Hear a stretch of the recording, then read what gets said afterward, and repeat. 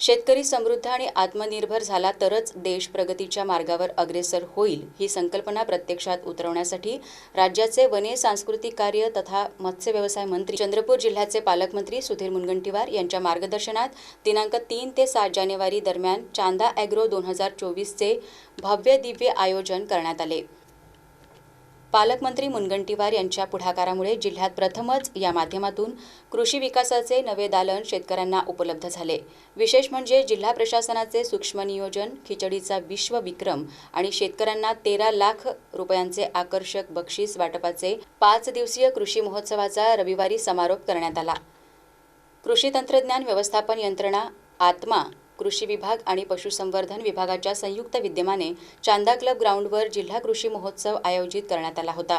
दिनांक 3 जानेवारी रोजी क्रांतिज्योती सावित्रीबाई फुले यांच्या जयंतीचे औचित्य साधून या कृषी महोत्सवाचे उद्घाटन राज्याचे कृषी मंत्री धनंजय मुंडे यांच्या हस्ते करण्यात आले। 5 दिवसीय या कृषी महोत्सवात दररोज किमान 12 ते 14 हजार याप्रमाणे अंदाजे 60,000 नागरिकांनी उपस्थिती दर्शवली तर 25,000 जणांनी यात नोंदणी केली।